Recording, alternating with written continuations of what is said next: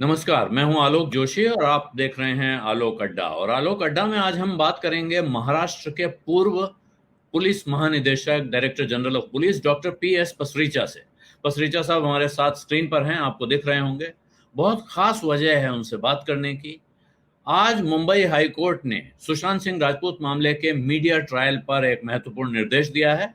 Television चैनलों को कहा गया है कि संयम बरतें और ऐसा कुछ न करें जिससे इस मामले की जांच में रुकावट आए या बाधा पड़े। इसी पर बात करेंगे डॉक्टर पसरीचा से। और डॉक्टर पसरीचा, आपका बहुत बहुत धन्यवाद, आपने आलोक अड्डा पर आने के लिए समय निकाला और वक्त दिया। लेकिन उससे पहले एक छोटी सी गुजारिश कर लूंगा अपने दर्शकों से कि अगर अभी तक आपने मेरा यूट्यूब चैनल वन आलोक जोशी सब्सक्राइब नहीं किया है तो सब्सक्राइब का बटन दबा दें, साथ में घंटी भी बजा दें ताकि आपको खबर मिल जाए कब नया वीडियो आया या कब मैं लाइव आया। और इस वीडियो के लिंक अपने मित्रों परिचितों के साथ शेयर भी कीजिए और इसे लाइक भी कीजिए। और अब शुरू करते हैं आज की बात। और डॉक्टर पसरीचा, आप और आपके साथ 7 और पूर्व पुलिस अधिकारी मुंबई हाई कोर्ट गए और वहां आपने एक अर्जी लगाई टेलीविजन पर जिस अंदाज में सुशांत सिंह राजपूत के कांड की कवरेज हो रही है उस पर। क्या शिकायत थी और क्या अभी वहां से रेमेडी मिली? नहीं, हम कुछ काफी दिनों से बड़े ही अजीब सा फील कर रहे थे कि शुरुआत कहाँ हुई, फिर वो कहाँ से कहाँ पहुंच गई, फिर उसको और खींच के कहाँ ले गए, फिर वो उसके मीडिया इतना टीआरपी के चक्कर में कुछ भी डिस्टॉर्शन कर रहा है। हर दिन कोई नई नई स्टोरीज आ रही हैं, चाहे रात को 2 बजे खोलो, दोपहर को खोलो, सुबह खोलो, शाम को खोलो, कि वहाँ पर सर एक ही न्यूज़ है जैसे और कोई केस प्रॉब्लम ही नहीं इंडिया में। तो हम और उससे पुलिस का जो मोराल था इसलिए डाउन हो रहा था कि पुलिस ऑलरेडी कोरोना में भी व्यवस्थ थी और ऊपर से ये काम प्रेशर आए जा रहे हैं, फेस्टिवल चल रहे हैं, इश्यूज आ रहे हैं, और यहाँ पे एक और चक्कर में डाल दिया।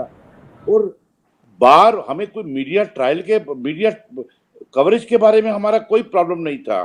कोई भी इन्वेस्टिगेशन करे उसमें भी कोई प्रॉब्लम नहीं है, सीबीआई करे, ईडी करे, नारकोटिक्स ब्यूरो करे, कोई और एजेंसी भी करे, कोई फर्क नहीं पड़ता, दैट इज देयर प्रॉब्लम।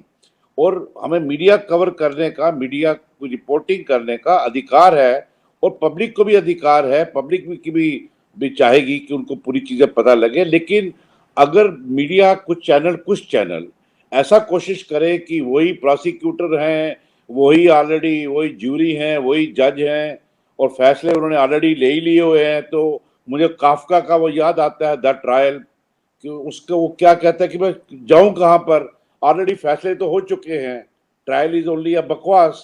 तो उस टाइप की चीज नहीं होनी चाहिए मीडिया ट्रायल।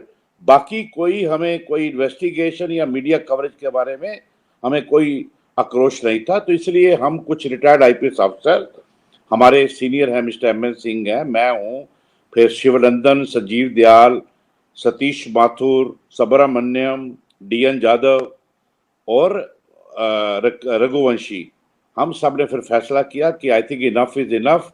ये पहले कुछ दिन पहले करना चाहिए था, लेकिन हमने कहा चलो अभी नेवर टू लेट, और हमने इसके लिए कोर्ट में पिटीशन 31 अगस्त की रात को फाइल कर दी थी।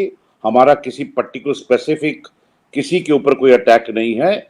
जो कर रहा है गलत वो उसको समझ जाना चाहिए कि ऐसा नहीं करे, क्योंकि पुलिस जो है वो, उसका जो सारी जो फंक्शनिंग है वो डिपेंड करती है पब्लिक की सपोर्ट पर, पब्लिक के विश्वास पर। अगर पब्लिक का विश्वास ही पर ही आघात पड़ जाए और वो टूटना शुरू हो जाए, तो आज तो ठीक है, कल ठीक है, परसों ठीक है, 10 दिन बाद, 2 साल बाद, 10 साल बाद उसका जो हर्जाना है वो सारे सिस्टम को भुगतना पड़ता है। We should never do anything जिससे किसी सिस्टम के ऊपर आंच आए, बिना कारण आए। गलतियां हैं, जरूर निकालो और आप एक्शन लो, कोई इशू नहीं है। सवाल उठ रहा है और डॉक्टर पसरीचा, मुझे मतलब साफ दिखता है कि ऐसा लग रहा है कि जिस तरह से मुंबई पुलिस की छवि खराब की जा रही है, कहा जाता है मुंबई पुलिस स्कॉटलैंड यार्ड से कंपेयर किया जाता है उसको। और इस वक्त ये स्कॉटलैंड यार्ड वाला जुमला मजाक में इस्तेमाल हो रहा है, पूरे भारत में मीडिया के लोग कर रहे हैं। तो उससे आपको तकलीफ पहुंची, ये बिल्कुल साफ दिख रहा है। लेकिन एक सवाल है, ऐसी नौबत क्यों आई? ये जो सबसे बड़ा सवाल जो ज्यादातर लोग पूछ रहे हैं वो ये पूछ रहे हैं कि मुंबई पुलिस ने वक्त रहते एफआईआर क्यों नहीं दर्ज की। और ऐसी नौबत क्यों आई कि मुंबई में हुई ये घटना की एफआईआर पटना में होती है और सुप्रीम कोर्ट उसको वैलिड भी मान लेता है? नहीं, उसके ऊपर मैं ज़्यादा चर्चा नहीं करूंगा, इसलिए क्योंकि एक तो मेरे लिए इशू नहीं है। हमारा इशू बड़ा लिमिटेड था, ओनली ऑन मीडिया ट्रायल। लेकिन मैं एक बात आपको बता सकता हूं कि जो एफआईआर है वो तो बिहार ने रजिस्टर किया था, तो बिहार पुलिस के पास दो ही चीजें थी, या तो वो मुंबई पुलिस को ट्रांसफर कर दे क्योंकि जुरिडिक्शन इनका था, और यहाँ जो उन्होंने अपना मेथड यूज किया सेंट्रल गवर्नमेंट की परमिशन लेके, उन्होंने सुप्रीम कोर्ट के पास जाके सीबीआई को दे दिया। कोर्ट ने भी कोई पुलिस के ऊपर, मुंबई पुलिस के ऊपर कोई अटैक नहीं किया। उन्होंने सिर्फ ये बोला कि भाई इंडिपेंडेंस जो है, वो पब्लिक की जो परसेप्शन है वो बहुत इंपॉर्टेंट है, वो होनी चाहिए। वो उसके ऊपर जो हुआ वो हुआ, हमें उस पर कोई कहना नहीं है। CBI is a very competent organisation, enforcement director भी आ गया है, नार्कोटिक्स ब्यूरो भी है, और मुंबई पुलिस अपनी एडी जो है, जो जो सुइसाइड की जो टाइप का जो जो एक्सीडेंटल डेथ रिपोर्ट जो पहले करते हैं, उसके ऊपर वो अभी तक वो फैसला वो करेगी, क्या सच है क्या नहीं है वो अलग है।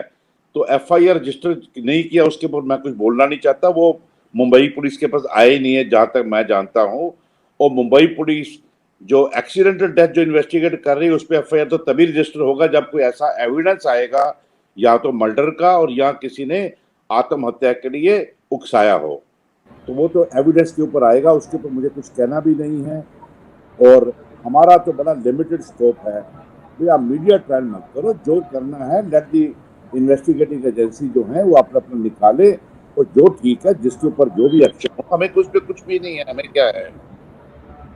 जी, तो ये बात आप सही कह रहे हैं, लेकिन मैं सिर्फ समझ के लिए पूछ रहा था कि क्या आत्महत्या के मामले में क्या एफआईआर नहीं होती है? आपने बताया कि जब उसमें कोई शक पैदा होता है कि या तो आत्महत्या नहीं है, मर्डर है, और या तो, आत्महत्या के लिए उकसाने का मामला हो, तब एफआईआर दर्ज होती है। तो मैं तो वो पब्लिक नौबत नहीं है। जी। उसमें मैं पब्लिक को क्लैरिफाई करना चाहूंगा, जब भी कोई ऐसी डेथ होती है जिसपे पता न लगे क्या हुआ है, तो उसे एक्सीडेंटल डेथ सेक्शन 174 में रजिस्टर किया जाता है।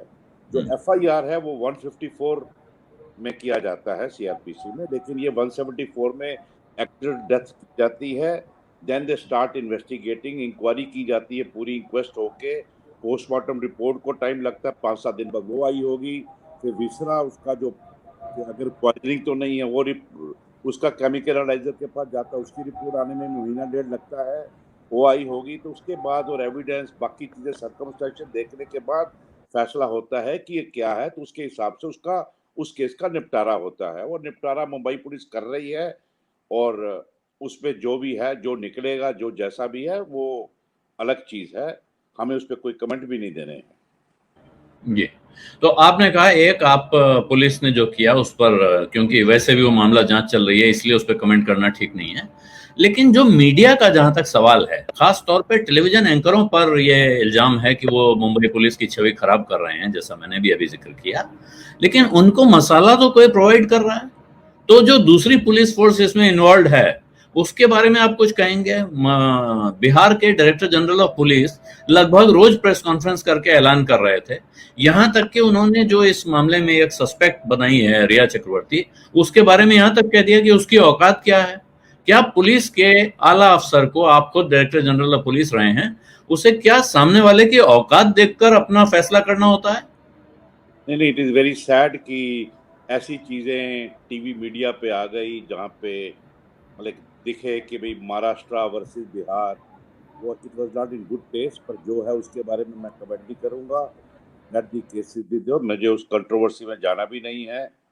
सब हमारे कुलीग्स हैं, सब खुश रहे, लेकिन एक एक्सपेक्टेड होता है, एक जिसको बोलते हैं सेल्फ डिसिप्लिन, प्रोपराइटी होती है, एटिकेट्स होते हैं प्रोफेशनल, जिसमें आदमी जो है, जैसे पुलिस से एक्सपेक्टेड है कि वो अपनी जो चीज़ें अगर है उनकी कोई आपस में रजामंदी के ऊपर इश्यूज है, तो देश वो आपस में रूम में बैठ के चाय पीते पीते निपटारा करे। ऐसी चीज़ें टीवी पे नहीं आनी चाहिए। उसी तरह मीडिया को भी अगर कोई मसाला देता है, तो मीडिया का ये जिम्मेदारी है, मीडिया की बहुत ज़्यादा जिम्मेदारी है कि उसको वेरीफाई करे। वेरीफाई किए बगैर उसको पब्लिक के पास मत रखे, पब्लिक के सामने मत रखे, क्योंकि मीडिया की भी एक एक एक एक पर्टिकुलर जिम्मेदारी रहती है एज ए देश देश की, कि वो एथिकल जर्नलिज्म जो है, प्रोफेशनल जर्नलिज्म को बढ़ावा दे, ताकि अच्छी अच्छी चीज़ें जो हैं, करेक्ट चीज़ें जो है, वो सामने आए। अगर कोई गलती की है उस पर बिल्कुल पब्लिक को बताना चाहिए और एक्शन भी होना चाहिए, लेकिन वेरीफाई किए बगैर, एविडेंस के बगैर करना बड़ा गलत होगा। आप मुझे बताइए कौन सी ऐसी ऑर्गेनाइजेशन होगी, professional organisation like ED, CBI वगैरह, जो हर दिन वो मीडिया को बताते रहेंगे हमने क्या ढूंढा क्या किया। वो तो कभी बताएंगे ही नहीं जब तक पूरी कोई चीज ट्रैक पे नहीं आए। तो इसका मतलब कौन मसाला देने का कोई मतलब ही नहीं बनता। मसाला तो सर वही दे सकता है जो इन्वेस्टिगेट कर रहा है, उसी को ही पता होगा, बाकी तो किसी को पता हो ही नहीं सकता। तो इसलिए इसका मतलब है कि यू गेट स्वेड, कि चलो भाई किसी ने दिया, चलो चल जाएगा, टीआरपी बढ़ जाएगी, वो नहीं होना चाहिए। और हमें किसी पर्टिकुलर किसी के ऊपर मुझे अटैक नहीं करना, ना मैं करना चाहता हूँ, क्योंकि I am not the best, nobody is the best. जी, तो लेकिन जो आप कह रहे हैं इस मामले में, और खास तौर पे आप ऐसे कई मामले आपके सामने से गुजरे हैं, इस तरह के सेंसेशनल मामले जिनमें पब्लिक का इंटरेस्ट होता है, इसलिए मीडिया भी इंटरेस्ट लेती है, और इसमें अब धीरे धीरे ये प्रचलन हो गया है, एक टेंडेंसी सी आ गई है कि ज्यादा बढ़ के अपने आप जासूस बन गए हैं। लेकिन कहाँ वो लकीर कहाँ है जिसको पार नहीं होना चाहिए? मीडिया आप कह रहे हैं कवरेज भी करे, जांच भी कर ले, तो वो कैसे करेगा? वो फिर उसको लगता है हम जांच कर रहे हैं तो हम सारी जांच कर डालें। बस आपने सब कुछ बोल दिया, बड़े हर चीज में आपने पूरा निपटारा कर दिया, पूरी बात समझा दी। देखिए, एक चीज होती है इंटेलेक्चुअल इंटीग्रिटी, एक होते हैं एथिक्स, और वो चीजों के ऊपर हमें फॉलो करना है। अगर हमें अपना नेशनल कैरेक्टर डिस्प्ले करना है, हो सकता है हम 100 मीटर की रेस जीत जाएं, लेकिन मैराथन की रेस हार जाएंगे। हमें मैराथन रेस खेलनी है ताकि देश को आगे लेके चले। उसके लिए एथिक्स और सेल्फ डिसिप्लिन और इंटेलेक्चुअल इंटीग्रिटी की जरूरत है, और वो तो उसके ऊपर तो कोई लक्ष्मण रेखा की नहीं जा सकती, क्योंकि integrity is integrity. You can not say he is 90% honest, he is 80% honest, either he is honest or he is not honest. बड़ा सिंपल है, either you are ethical or you are not ethical. बड़ा simple है, you can't say 93% वो ethical है, ऐसा कैसे होता है? ऐसा कोई वर्ड ही नहीं है। इसलिए हर आदमी को, चाहे वो पुलिस हो, चाहे कोई भी डिपार्टमेंट हो, मीडिया हो, कोई भी हो, everybody has to act responsibly and display national character, ताकि देश जो है उसकी जो आत्मा है वो दूषित ना हो। अब जापान वगैरह को देखिए, क्या क्या कैरेक्टर दिखाते हैं वो लोग। मुझे याद है, मैं 1986 में मैं टोक्यो में गया था, मैंने एक घड़ी खरीदी। जब वो पैक कर रहा था घड़ी, तो मेरे से रहा नहीं गया, मैंने कहा गारंटी कार्ड किधर है? तो सेल्स फूड इंग्लिश में बोलता है, sir the entire country is a guarantee, सारा देश गारंटी। उस आदमी का कॉन्फिडेंस देखो कि जापान से आप घड़ी खरीद रहे हो और आपको गारंटी कार्ड चाहिए। ऐसा एटमॉस्फेयर जिस दिन हम तैयार कर पाएंगे तभी हम आगे बढ़ेंगे। नॉट विद ये जो पीस मील चीजों से आदमी नहीं बढ़ता, आदमी बढ़ता है नेशनल कैरेक्टर के साथ। जी, तो यहाँ अब पसरिचा साहब आखिरी सवाल आपसे पूछूंगा, क्योंकि आप इस पर बहुत ज्यादा बोलना भी नहीं चाहते हैं और अपनी बात आप कह चुके हैं, लेकिन अदालत से आपने क्या मांग क्या की है? अब अदालत क्या आदेश दे देगी, क्या इंस्ट्रक्शन देगी जिससे कि आप संतुष्ट होंगे? देखिए, पहला तो स्टेप में आज हमें पता लग गया है, थोड़ी सी सफलता आ गई है कि हाई कोर्ट ने सुनने के बाद उनको लगा कि इस पे दम है, जो हमने बोला है बात ठीक जच रही है, तो उन्होंने इसको एडमिट कर लिया हमारी PIL को, और 10 तारीख की डेट दी है, और साथ में इंटीरियम इंजंक्शन भी दिया है, ऑर्डर्स दिए हैं सारे मीडिया को कि प्लीज एक्सरसाइज सेल्फ रिस्ट्रेंट, अपने जिम्मेदारी से काम करिए, गलत रिपोर्टिंग ऐसे वैसे करके मत करिए, ऐसा ऑर्डर आ गए हैं। तो ये जो गलत रिपोर्टिंग आप कह रहे हैं, वो क्या है जिसको गलत रिपोर्टिंग माना जा रहा है? कि वो क्या चीजें हैं? जैसे एक बात, मैं एक उदाहरण दूंगा। एक बात कही जा रही है बहुत बार बार कि साहब क्राइम ऑफ सीन पोल्यूट कर दिया गया, क्राइम ऑफ सीन पोल्यूट होना। और मैं इसके लिए एक उदाहरण और ले रहा हूं, पता नहीं अब आप उस पर टिप्पणी न करना चाहें तो आप नहीं करेंगे, मैं जबरदस्ती नहीं कर सकता हूं। लेकिन अभी दिल्ली में जो राइट हुआ, या जेनोसाइड कहिए या क्लेंजिंग कहिए, जो भी कहिए, वहां जिस जगह सबसे ज्यादा खराब घटनाएं बताई गई, दंगे का सबसे एक्सट्रीम हिस्सा था, वहां तमाम टेलीविजन चैनलों के लोग अगले दिन उस घर में घुसकर रिपोर्टिंग करते हुए दिखाए गए। ये देखिए ये रखा है, यहाँ देखिए बम रखा है, यहाँ देखिए बोतल रखी हैं। और उसके बाद वहां जांच होती है। तो क्या क्राइम सीन पोल्यूट होना दरअसल किस चीज को कहते हैं कि क्राइम सीन पोल्यूट हो गया और अब यहां जांच नहीं हो पाएगी? उसको पोल्यूट नहीं बोलते, उसको डिस्टर्ब करते हैं, बोलते हैं कि क्राइम सीन डिस्टर्ब कर दिया, क्योंकि कई जो चांस प्रिंट्स होते हैं, क्योंकि हर क्रिमिनल कोई ना कोई अपने चांस प्रिंट छोड़ जाता है, फिंगर के या पाँव के या कुछ और, या डीएनए के, कई चीजें, किसी का बाल वाल कुछ ना कुछ ऐसा रहता है कि साइंस बड़ी एडवांस हो गई है, फोरेंसिक साइंस। तो वो चीजें अगर डिस्टर्ब हो जाए तो उससे फिर क्या होता है कि जो आप डिटेक्ट करना होती है, डिटेक्ट करना ऑफेंस डिफिकल्ट हो जाता है। तो उसको बोलते हैं कि क्राइम सीन को इन्होंने डिस्टर्ब कर दिया, वो नहीं होने देना चाहिए, कंटेमिनेट नहीं होने देना चाहिए। लेकिन जहां तक केस का संबंध है, मैंने पहले भी बोला है कि घर पे बैठ के मैं दूसरों के ऊपर, चाहे वो दिल्ली पुलिस है या मुंबई या बिहार या कोई भी है, उसके ऊपर टिक्का टिप्पणी करना मेरी मूर्खता होगी, मेरी इमेच्योरिटी होगी। क्योंकि मैं तो घर पे बैठ के, क्योंकि लेक्चर देना और दूसरों को सीख देना बड़ा इजी होता है, मैं वो बिलीव करने वाला बंदा नहीं हूँ। मैं तो फैक्ट्स के ऊपर जाता हूँ, I am a pure professional. मेरा सिर्फ कहना ये है कि भाई आप मीडिया ट्रायल मत करो। इसके अलावा मुझे कोई इशू ही नहीं है कि बाकी रहा इन्वेस्टिगेशन का मामला, that is for the prosecuting agencies, जो investigating agencies, and the court should decide. जो मर्जी करे मेरिट पे, जिसके ऊपर मर्जी देखे, सीबीआई के ऊपर भी, नारकोटिक्स ब्यूरो के ऊपर भी, बॉम्बे पुलिस के ऊपर भी और ईडी के ऊपर भी, I have no problem at all.